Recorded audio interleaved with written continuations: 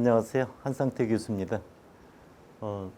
동영상 강의 세 번째 강좌, 두 모집단에 대한 비교 문제를 여러분들하고 이야기를 나눠보도록 하겠습니다.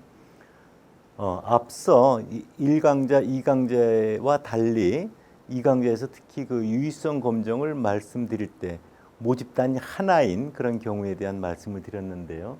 모집단이 두 개니까 이제 비교의 문제로 가게 됩니다. 그래서 이제 한 단계 점법이 되는 그런 과정인데요. 내용을 한번 살펴보도록 하겠습니다. 두 개 모집단에 대한 비교, 이야기의 시작, 비교라고 하는 건 일종의 경쟁과 관련되는 부분입니다. 그래서 우리가 사는 시대에 경쟁의 시대에 살고 있고 그런 경쟁에 끼어든 것은 우리 인간들만은 아니고 예를 들어서 일본의 중형차가 있죠. 도요타 같은 차죠. 우리나라 현대 그랜저 같은 중형차가 있습니다. 서로 경쟁하고 비교하게 되죠. 이와 같은 경쟁 속에서 중요한 역할을 하는 건 무엇이냐면은 우리가 관심을 두고 있는 특성치, 통계적인 용어로 표현한다면 모수라고 할 수 있겠죠. 그와 관련되는 비교다. 이 비교를 통해서 어느 것이 더 우월한지 승자가 결정된다. 예를 보면은 이런 겁니다. 두 개 광고를 내보냈어요. A하고 B를 내보냈는데 그것이 어떻게 기억되는지를 비교할 수도 있을 거고요. 또 예를 들어서 S사에서 개발한 두 종류의 휴대폰이 있다. 그럴 때 휴대폰 그 모델을 누구를 쓰느냐에 따라서 선호도가 나은가 어떤가 하는 이런 것들도 비교가 될 수 있겠죠. 그래서 두 개의 모집단의 비교 문제는 우리가 관심을 두는 모집단의 평균을 비교하는 문제, 뮤1 이꼬르 뮤2. 비율을 비교하는 문제, P1 이꼬르 P2, 또 분산을 비교하는 문제, 시그마1 제곱 이꼬르 시그마2 제곱, 이런 등의 문제가 있을 수 있다. 이렇게 생각하시면 됩니다. 먼저 그 슬라이드 화면을 보면요. 비교를 할 때 여러분들 보시면은 아래 그림을 한번 먼저 살펴보세요. 아래 그림을 보시면은 여기 왼쪽에 있는 데이터의 평균이 검은 점입니다. 두 번째 그룹의 데이터의 평균은 검은색이고요. 이쪽 우측 그룹을 보면 이것의 평균이 이제 검은 점으로 표시되어 있는 거거든요. 그냥 우리가 직관적으로 보면요. 왼쪽 그림을 보면은 실험 A 그룹과 실험 B 그룹은 실험 B 그룹이 좀 더 높아 보이죠. 그렇게 보입니다. 근데 우측 그림을 보면 실험 A하고 실험 B 그룹이 크게 차이가 없어 보여요. 그런데 이 경우에 하얀 점들을 다 제거하고 검은 점들만 남겨보면 두 그림은 같은 그림입니다. 그 얘기의 의미는 뭐냐면은 동일한 평균치 차이라고 하더라도 좌측은 차이가 있어 보이고 우측은 차이가 없어 보인다는 거거든요. 그런 이유는 이렇게 자료가 모여 있는 데서의 차이가 자료가 이렇게 흩어져 있는 데서의 차이보다 더 차이를 크게 인식하는, 즉 우리가 이렇게 비교를 하는 데 있어서는 자료에 흩어진 정도, 즉 변이, 분산을 고려해서 비교하는 것이 객관적 비교가 가능하다. 이런 말씀을 드리기 위해서 이 그림을 보여드리는 겁니다. 그래서 그 내용을 읽어보면 아래 두 그림을 보면 왼쪽 그림에서는 두 집단 간의 평균이 차이가 있어 보이나 오른쪽 그림에서는 그렇지 않아 보인다. 이런 그림에서 하얀 점들을 제외한 두 집단의 평균 모습, 검은 점은 동일한 그림이다. 즉 자료의 흩어진 정도에 따라서 차이가 인정될 수도 있고 인정되지 않을 수도 있다. 그래서 자료를 흩어진 정도를 고려해서 비교하는 것이 현명하다라는 얘기를 여러분들에게 보여주고자 하는 겁니다. 두 번째 강좌에서 유의성 검증에서도 제가 세 가지의 통계량의 구성을 말씀드렸어요. 실제적 차이가 클수록 동일한 차이라고 하더라도 표본의 크기가 큰 것에서 나타난 차일수록, 또 동일한 차이라고 하더라도 자료의 변이가 작은 곳에서 나타난 차일수록 차이를 크게 인식하는 그런 논리를 말씀을 드렸는데 여기서도 동일한 그런 논리가 적용된다 이렇게 보시면 됩니다. 우리가 이제 두 그룹을 비교해서 제일 간단한 게 두 그룹을 비교하는 거죠. 연령대로 보면 20대 이하, 30대, 40대, 50대 이상 이렇게 여러 그룹을 비교할 수도 있습니다. 그와 관련되는 또한 그 비교 방법론도 따로 있습니다. 그러면 이제 분산 분석이라고 하는 다른 방법론을 통해서 처리되는데 여기서는 어쨌든 두 그룹에 대한 비교의 문제를 말씀을 드리고 제목이 독립 이표본 T검정이라고 되어 있는데요. 일반적으로 여러분들이 T검정이다라고 표현하는 거죠. 즉 모집단이 두 개인 경우입니다. 그래서 검정 통계량을 보면 귀무가슬이 첫 번째 모집단의 평균 뮤1과 두 번째 모집단의 평균 뮤2가 같다, 차이가 없다고, 대립가설은 다르다는 거죠. 이럴 경우 두 가지의 논리가 필요한데요. 두 집단의 분산이 같을 때와 다를 때 검정 통계량이 다릅니다. 같을 때 해당되는 경우가 T 검정을 통해서 첫 번째 모집단의 평균, 표본평균 X1 바 빼기 두 번째 그룹의 평균 X2 바를 하면 되고요. 분모는 그와 관련돼서 일종의 표준화죠. SP 루트 N1분의 1 플러스 N2분의 1이면 이럴 때 SP라고 하는 것이 두 집단의 분산이 같을 때 합동 분산 추정량을 갖다 대입해서 우측 시계에 있는 것과 같은 것으로 표현되는 거죠. 그걸 가지고선 여러분들 우리가 결론을 내리게 됩니다. 이 경우도 마찬가지로 보면 실제적 차이가 클수록 변이가 작을수록 표본의 크기가 클수록 T값이 커져서 증거율이 커진다라는 그 원리는 똑같이 작동되고 있는 것을 여러분들이 보실 수가 있습니다. 예를 통해서 한번 살펴보도록 하겠습니다. 여기 보시면 이제 섹스라고 되어 있는 게 이게 성별입니다. 1이 남자고 2가 여자죠. 그러니까 남자 그룹과 여자 그룹 두 개의 집단으로 생각하시고 CSI는 이제 고객 만족도 점수입니다. 이럴 때 앞서와 달리 메뉴에 보면 분석에 평균 비교해 보면은 여기 독립표본 T검정이라는 메뉴가 보이시죠? 그것을 클릭해 보면요. 이렇게 화면이 등장을 합니다. 여기서 보시면은 검정 변수는 서비스 만족도 평균을 비교하려고 하고요. 그 아래 이제 집단 변수라고 하는 게 보입니다. 그래서 집단 변수라고 하는 것은 남자 그룹과 여자 그룹을 이렇게 정의를 해서 1, 2 그룹으로 이제 표현을 하면 됩니다. 그리고 여기서 이제 계속 버튼을 클릭하고 확인을 눌러보면 결과가 나옵니다. 한번 보도록 하겠습니다. 다음과 같은 결과가 나와 있는데요. 이 결과를 여러분들 보는 걸 좀 꼼꼼히 볼 필요가 있는데 이 표본 T검정 두 그룹의 차이가 있는가 없는가를 볼 때, 검정 볼 때 1단계는요. 두 집단의 분산이 같을 때와 다를 때 결과를 따로 제공해 준다고 했습니다. 특히 이것은 이제 SPSS라고 하는 소프트웨어를 이용한 결과인데요. 먼저 이 동그라미 친 것을 보면 레벨의 등분산 검정, 두 집단의 분산이 동일한가 아닌가를 먼저 살펴보는 거죠. 그럴 때 우리가 F 검정을 통해서 이루어지는데요. P값이 0.879입니다. 5% 유의 수준을 기준으로 볼 때면은 그 0.05보다 훨씬 크게 되는 거죠. 그래서 H0를 기각할 수가 없습니다. 즉 두 집단의 분산이 차이가 없다. 동일하다가 기무가설이고 대립가설은 이제 다르다는 거죠. 그래서 이걸 보면은 등분산이 가정됐다라는 걸 여러분들 확인할 수 있고요. 결과를 볼 때 그래서 등분산이 가정됨이라고 하는 맨 윗줄 결과를 봐야 되고요. 얘가 기각이 됐을 경우는 그 아래 등분산이 가정되지 않은 결과를 여러분들이 보시면 됩니다. 자유도를 보면 23이라고 돼 있는데요. 남자가 10명, 여자가 15명입니다. 그래서 남자 10 빼기 1 더하기 여자 15 빼기 1 하면 23이라는 자유도가 얻어지고요. 그에 따른 유의 확률은 0.628입니다. 이때 기무가설은 이런 거죠. 성별에 따라 즉 남자와 그룹과 여자 그룹에 있어서 서비스 만족도 평균은 차이가 없다가 기무가설이고 대립가설은 있다가 됩니다. 그래서 기무가설을 기각할 수가 없는 걸 볼 수 있고요. 그래서 성별에 따라 서비스 만족도 평균은 차이가 있다고 말할 수 없다. 이런 결론을 내리게 되는 겁니다. 이와 관련되는 것을 간단히 적어놨습니다. 결과를 출력 결과에서 살펴볼 부분은 등분산에 대한 검증 1단계 유의 확률이 0.879로서 등분산 과정을 받아들일 수 있는 H0를 기각을 못하게 됐죠. 또한 그래서 출력 결과에서 등분산이 가정됨이라고 되어 있는 결과를 보시면 되고요. 그때 T값하고 유의 확률이 0.628이니까 유의수준 5%를 기준으로 기무가설을 기각할 수 없기 때문에 결론은 성별에 따라 만족도의 평균에 차이가 있다고 말할 수는 없다. 이런 결론을 내리게 된 겁니다.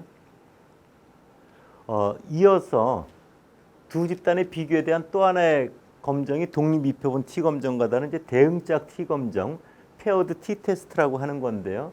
많은 경우 이것을 혼용을 해서 그 일반 다른 분야에 있는 분들이 이렇게 오류를 범하는 경우가 많은데 이것은 이렇습니다. 예를 들어서 우리가 운전을 한다고 해보세요. 어떤 한 그룹은 한국 타이어를 바퀴를 끼고서 운전을 예를 들어서 뭐 6개월 동안 10,000km를 달리고 와라. 또 한 그룹은 금호 타이어 바퀴를 끼고서 10,000km를 달리고 와라. 6개월 동안. 그래서 타이어가 마모된 정도가 차이가 있는가 없는가. 어느 타이어가 더 질긴가 이게 우리가 보고자 하는 핵심인 거죠. 근데 그럴 경우에 있어서 우리가 타이어의 순수한 마모 정도를 비교하는 데 있어서 그것을 헷갈리게 하는, 혼란스럽게 하는 요인이 있을 수 있어요. 뭐냐면 그 사람의 운전 습관입니다. 그래서 브레이크를 많이 밟는다든지 거친 길을 많이 다닌다든지 그러면은 똑같이 달리더라도 그거에서 타이어가 많이 마모될 수가 있거든요. 그래서 이렇게 순수한 타이어의 마모 차이를 혼란스럽게 하는 그런 걸 이제 컴파운딩 팩터라고 하는 건데요. 그런 거에 의해서 혼돈을 가져오는 부분을 방지하기 위해서 이렇게 한 그룹, 예를 들어서 여기 뭐 20개 차, 여기도 20대 차량을 하는 게 아니라 20대 차량만 가지고 실험을 하면 됩니다. 그러면 타이어 바퀴 4개 중에 대각선으로 2개는 한국 타이어, 대각선 2개는 금호 타이어 바퀴를 끼우고 10,000km를 달리고 6개월 동안을 해서 다른 정도를 보면은 그런 것들에 대한 것들은 상세가 되죠. 실험이 굉장히 정밀해졌다는 걸 보실 수가 있을 겁니다. 그럴 경우는 짝내 차이만 보면은 순수한 차이를 우리가 볼 수 있는 부분이 있습니다. 그래서 대응짝이라고 하는 것은 뭐냐면 한 개체의 자료가 쌍으로 얻어지는 모습을 보이게 됩니다. 이 경우는 그래서 여기 타이어의 수명이라고 하는 건 그런 의미에서 예를 든 거고요. 이 앞서 같은 경우 신발의 밑창 같은 경우 운동화 밑창 같은 경우도 합성수지 A로 하는 게 낫나 B로 하는 게 어떤 게 더 질긴가. 그럴 때 마모되는 것의 차이를 볼 때 그것이 뭐냐면 보행 습관에 따라 영향을 받는다는 거죠. 매일 나가서 예를 들어서 축구를 많이 하는 아이들 같은 경우는 신발이 많이 달았을 거고 또 이렇게 사뿐사뿐 걷는 여학생들 같은 경우는 훨씬 적게 달았을 거예요. 그래서 그럴 경우에는 사람에 따라서 벌어지는 그런 혼란스러운 컴파운딩 팩터를 방지하기 위해서 실험 대상을 반으로 줄여서 양쪽 발 중에 랜덤하게 한쪽은 합성수지 A로 한쪽은 합성수지 B로 된 신발을 신겨서 짝내 차이를 보면 되는 거죠. 예를 들어서 보시면 A하고 B를 보면 다 많이 달았죠. 6.6하고 6.4를 보세요. 훨씬 둘 다 적게 다른 곱게 걸어 다녔던 친구라는 걸 볼 수 있습니다. 그래서 우리가 하나, 둘, 셋, 넷, 다섯, 여섯, 일곱, 여덟, 아홉, 열인데 자료가 20개가 있다고 해서 20명이 아니라 10명의 자료에서 한 사람한테 자료가 쌍으로 얻어진 것을 볼 수가 있고 그래서 짝내 차이를 냅니다. 짝내 차이를 내서 그 짝내 차이의 평균이 0이면 짝내 차이가 없는 거죠. 그래서 우리가 보면은 뭐 짝내 차이의 평균이 0인가 그렇지 않은가에 이렇게 검정 통계량은 귀착이 되고요. 그럴 때 검정 통계량은 이 짝내 차이의 평균 나누기 루트 n분의 SD라고 표준화한 거죠. 이런 통계량 T 검정을 통해서 이루어진다. 이 경우는 T 검정값이 마이너스 3.349이고 해당되는 유의확률값 P값이 0.0085로 계산돼 나옵니다. 따라서 우리가 결론을 내려보면 이런 거죠. 귀무가설은 합성수지 A와 합성수지 B의 마모율의 차이는 없다가 귀무가설일 거고요. 대립가설은 차이가 있다라는 거고요. 우리가 T 검정을 통해서 확인한 검정 통계량은 마이너스 3.349이고 해당되는 유의확률 P값은 0.0085로서 유의수준 5%를 기준으로 통계적으로 유의한 결론을 얻을 수가 있어서 귀무가설을 기각해서 합성수지 A와 합성수지 B의 마모율의 차이는 있다고 말할 수 있다. 그 차이값이 마이너스로 나온 겁니까? A에서 B를 뺐으니까 B가 더 마모가 심했던 거죠. 그러니까 타이어 A가 합성수지 A가 더 질기다라는 결론을 얻을 수가 있다. 이런 것들이 앞서와 달리 꼭 두 그룹을 비교한 것 같지만 한 개체에 대해서 자료를 쌍으로 얻어진 그런 대응 T 검정을 통해서 해결돼야 되는 그런 문제다라는 것을 보실 수가 있습니다. 그와 관련되는 것도 앞서 여기 보면 음료수 데이터인데요. A, B는 두 사람한테 음료수를 둘 다 먹인 겁니다. 그리고 느끼는 맛의 정도를 10점 만점으로 측정했는데 분석 평균 비교에서 대응 표본 T 검정이라는 메뉴를 눌러보면요. 이런 화면이 뜹니다. 그래서 둘을 같이 클릭해서 우측으로 올리면 이렇게 차이가 이렇게 선택이 되고요. 그 다음에 결과를 확인해 보면 이렇게 나옵니다. 그래서 여기 보면 대응 표본에 있어서 차이의 평균이 1.8이고요. 그거에 관련되는 표준 편차가 0.098이고요. 루트 n분의 SD 하면 이제 표준 오차가 0.663이고 T값은 2.714이고 해당되는 유의확률 값이 0.024로 0.05보다 작죠.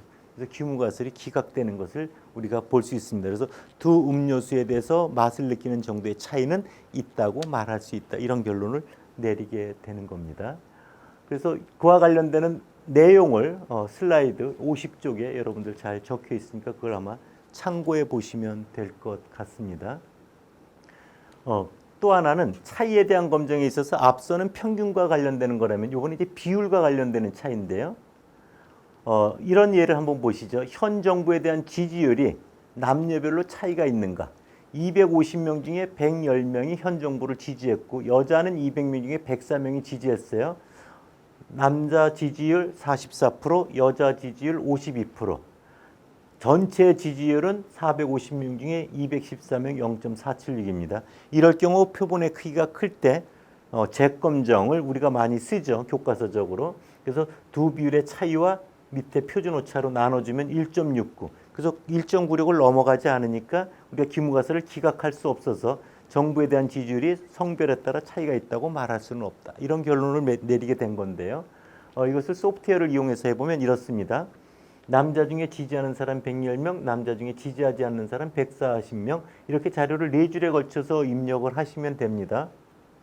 그리고 분석 메뉴에서 기술 통계랑 교차 분석 메뉴를 누르면 되는데요. 그럴 때 이 110명은 한 명의 자료가 아니라 110명이라고 하는 가중치를 부여해야 되기 때문에 이런 가중 케이스에서 빈도 변수를 지정해 줘야 된다는 걸 여러분들 놓치지 마시길 바라고요. 교차 분석을 눌러보면은 앞서와 같이 가로의 성별, 세로의 이제 지지 여부를 이렇게 두실 수가 있고요. 그럴 때 우리가 이 범주형 자료 같은 경우는 이런 거죠. 성별에 따라서 이제 빈도로 결과가 나오는데요. 그럴 경우에 있어서 이제 핵심인 거는 찬성 반대라고 하는 두 개에 대한 반응에 있어서는 이항분포라는 걸 통해서 확률을 계산하면 정확한 거거든요. 정규분포라는 건 근사 확률이거든요. 그래서 이항분포로 정확하게 계산하는 경우는 또 결과를 뽑아달라. 그리고 우리가 카이 제곱 검정이라고 하는 것은 표준화 Z 검정을 제곱한 거이기 때문에 근사 검정입니다. 그래서 카이 제곱 검정 결과도 보여달라.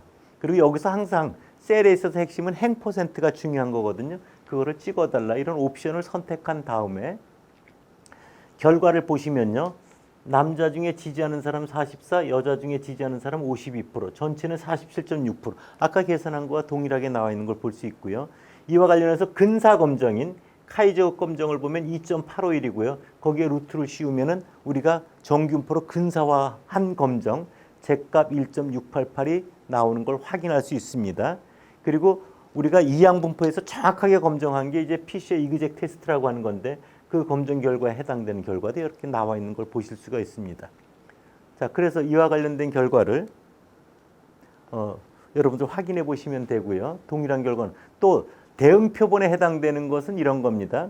어떤 시점에서 예를 들어서 선거 같은 경우 후보자에 대해서 11월 첫째 주에 조사했을 경우 A 후보에 대한 지지 또 B 후보에 대한 지지율가 일주일 후에 똑같이 물어봤을 때 바뀔 수도 있고 그대로 유지가 될 수도 있거든요. 그래서 예를 들어서 A 후보가 그대로 A 후보로 유지된 경우 A 후보가 B로 바뀐 경우 B 후보가 A 후보로 B 후보가 B 후보로 그대로 유지된 거 이렇게 대응 표본이 얻어질 수가 있거든요. 이럴 경우에는 카이 제곱 검정이 아니라 맥리마 카이 제곱 검정이라는 걸 통해서 해결을 하면 된다.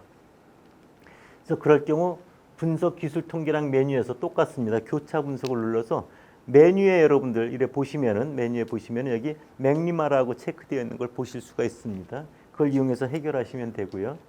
그럴 경우에 있어서 발표 어떤 정책이 발표하기 이전에 예스를 지지한 비율이 67%인데 발표한 이유는 84%로 바뀐 걸 여러분들 보실 수가 있습니다. 그래서 이런 경우에 있어서는 출력 결과에 있어서 맥리마 검정은 앞서 유의항률을 보면 0.001에서 정책을 발표하기 이전과 이후에 정부에 대한 지지율이 달라졌다. 이렇게 이제 말할 수가 있고요. 발표 후의 지지율이 발표 전에 67%보다 높아졌다. 그래서 이 맥리마 대응 표본에 있어서는 주변 비율에 관심을 두고 평가를 한다라는 걸 여러분들이 꼭 기억해 두실 필요가 있습니다. 여기까지가 여러분들 두 그룹에 대한 비교의 문제에서 평균과 비율에 대한 비교의 문제를 여러분들에게 말씀을 드렸습니다. 세 번째 강좌를 여기서 마치도록 하겠습니다. 네, 감사합니다.